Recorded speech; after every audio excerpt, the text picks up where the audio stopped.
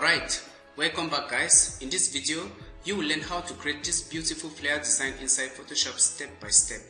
Let's get started.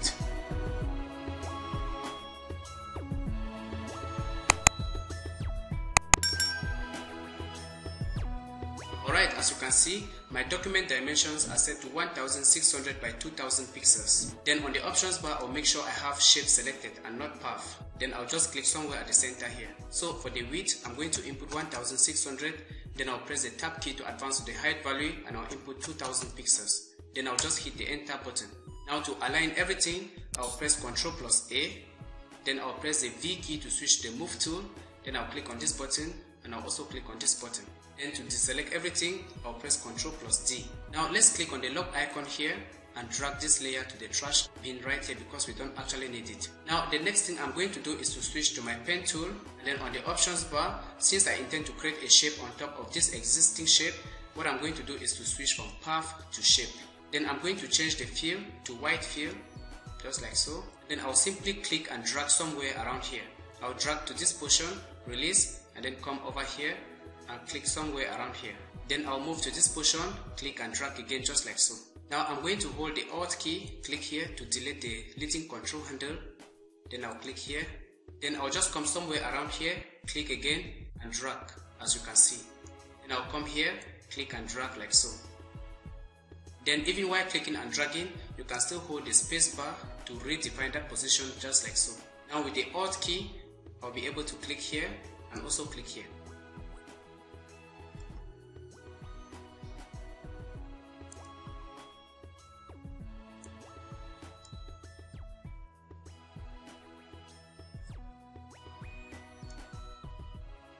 Now with shape 1 selected, I'm going to press Ctrl+J to duplicate it. Now I'm going to hide the copy and then come over here, select shape 1, hold the Ctrl key and select rectangle 1.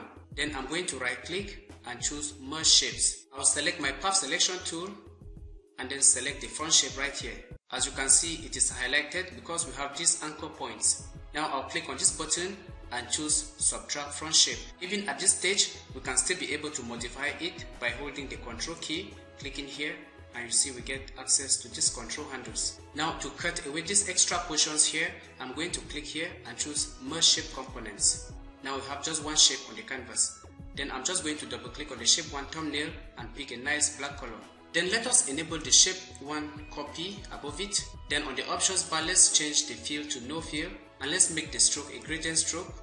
And while I was trying to test this video out, I created these custom gradients. Then for the stroke size, I'm going to take it up to 40 pixels. Now let's grab the rectangle tool, click here and drag towards this portion to create that bar at the top. Then I'm going to go to the fill and make it a gradient fill.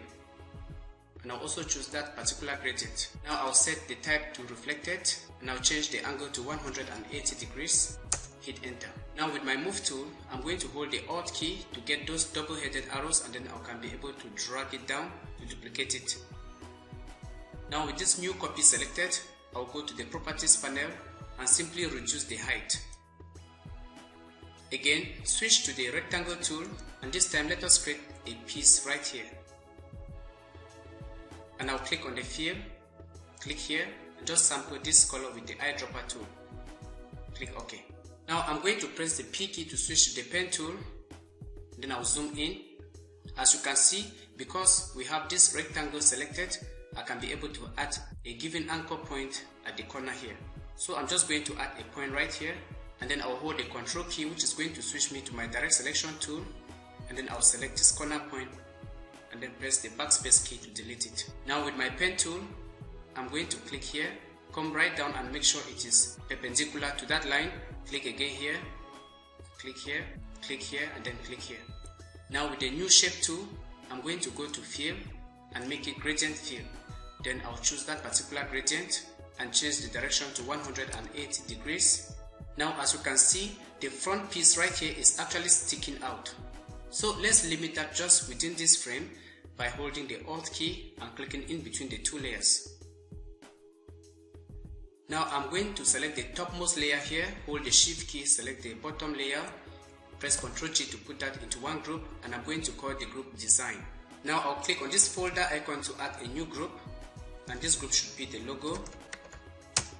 And then I'm going to switch to my polygon tool, and here on the options bar I change the size to 6 and create a shape just like so. Of course, I don't want any fill, so I'll take the fill to no fill, make it a gradient stroke, and pick that particular gradient and increase the stroke to 20 pixels, just like so. Now still with my polygon tool, I'm going to come over to this gear icon, click there, and just choose star because I intend to create a star inside this polygon.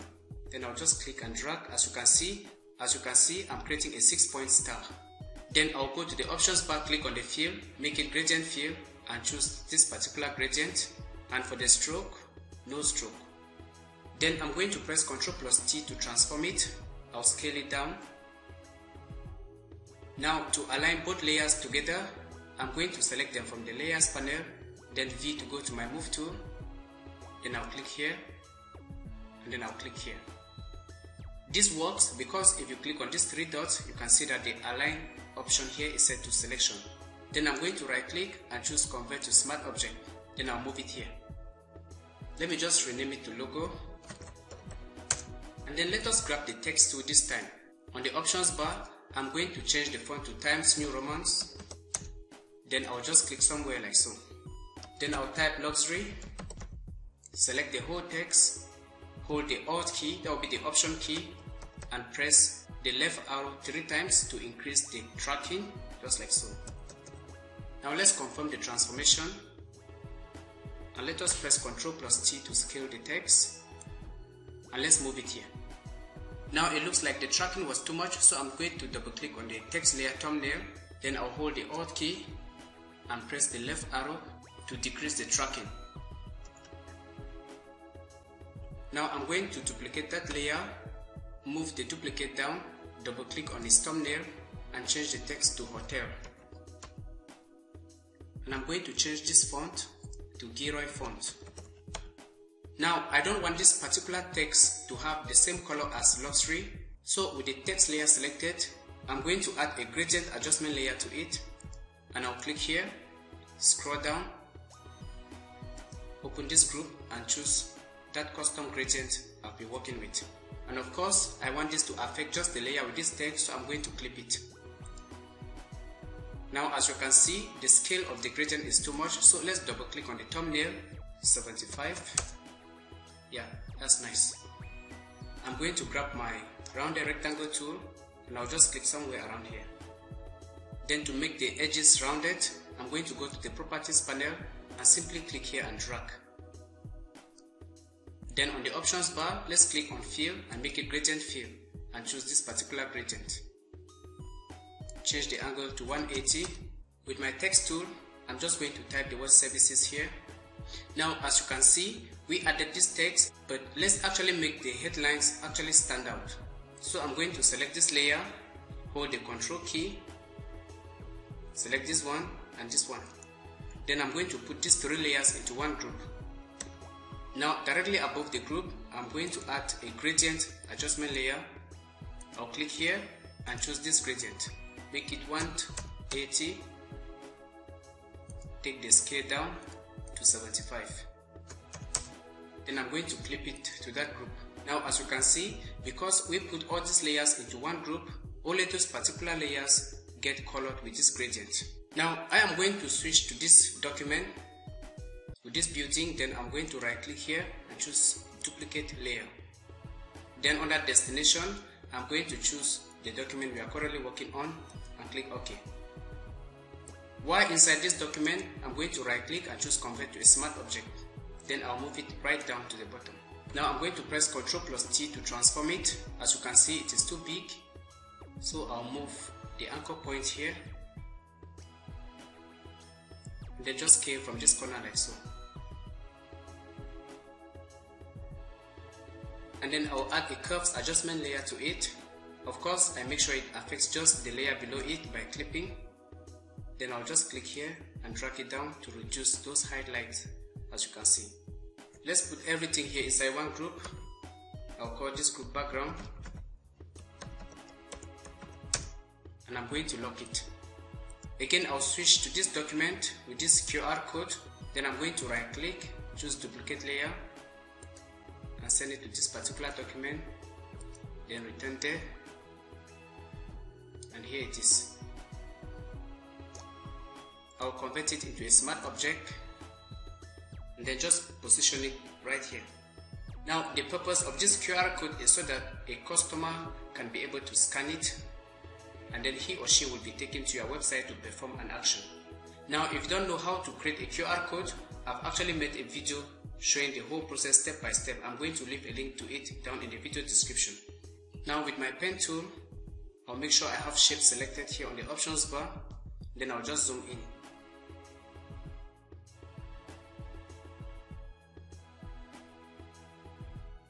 Now with this layout, I'm going to come over here, click on the fill and make it gradient fill, and choose that particular gradient and take the stroke to no stroke.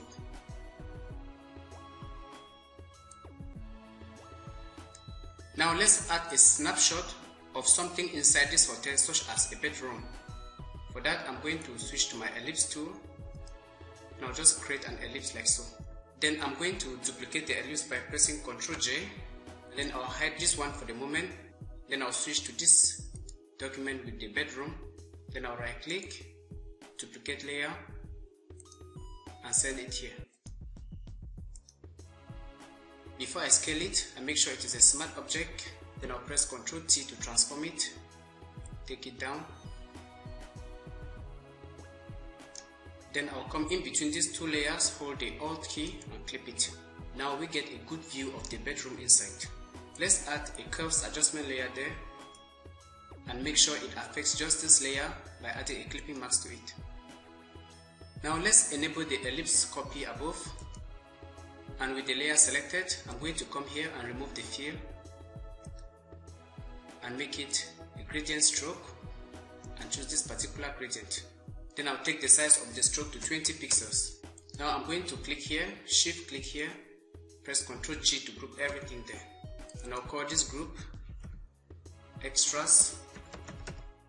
Now I'm going to grab my text tool the last time, and I'll change the font weight here to thin or light. Now reduce the size, and I'll just click here. And for this, I'm going to add a gradient adjustment layer.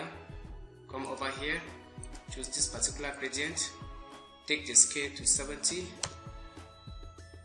click OK, and then just clip it.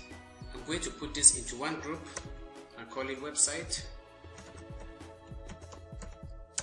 Now it's time for us to import some social media icons. Now I'm going to select Facebook, shift click on Twitter to select everything there.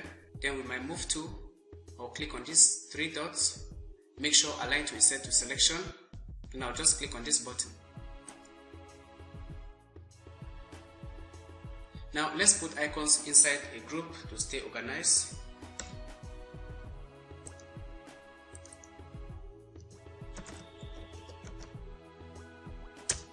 Alright, as you can see guys, this is the design we finally came up with. I hope you got value out of it. If you did, kindly support the channel by subscribing. If you subscribe, I'll feel encouraged to create more videos just like this in the future. So thank you, keep creating, and I'll see you in the next one tomorrow.